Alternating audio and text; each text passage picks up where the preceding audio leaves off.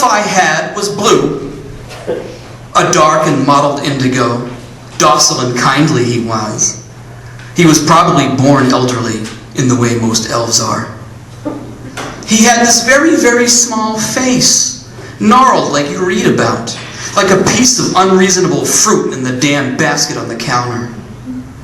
He looked up to me very much. So very much he did. Whether this was because he was only 3 feet tall or because he believed in me and trusted me implicitly, I shouldn't even try to say. He wore a tunic that had color and a belt made of the notion of giant, magical trees you name. The toes of his shoes curled up, as though those shoes had seen a lot of many movies about fairies. He always had a little piccolo poking out the back of his bumpkin knapsack, and the glint in his eye was literally a sweet drop of honey in his eye. When he wept for joy, seriously, tears made of honey came out of his face.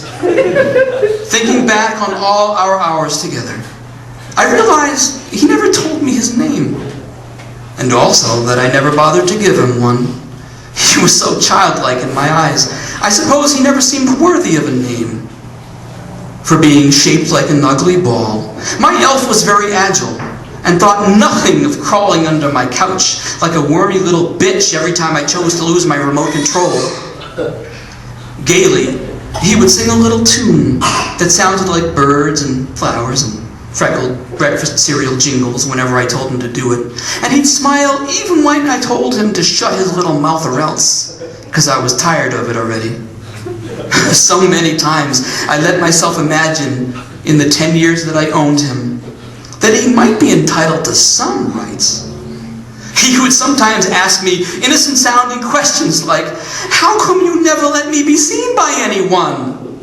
And I would pause, reflecting in my chair, while he wrung his little hands beside me. The fireplace would quiet down then, just a little, out of sensitivity whenever it heard us talk about this. And from time to time, my fat magnanimity would allow that perhaps he deserved an answer for once. But I would always reach down under the side of my chair and grab the spray bottle full of fresh, angry rubbing alcohol and quickly blast him in the face and eyes. I rarely ever meant it when I said I was sorry. The afternoon he escaped gave us a fiery red dusk to behold. My elf got out the back somehow and ran through the corn and tall grass as if he had a chance at freedom. I had him in my sights and gave a bullet its freedom. In the distance, where my elf was a dot in the center of the setting sun, I saw him drop to the ground like a bag of potatoes falling off a cart. I walked home and sat in my chair. I prayed for another elf to come, and I was given another elf. Time to start over.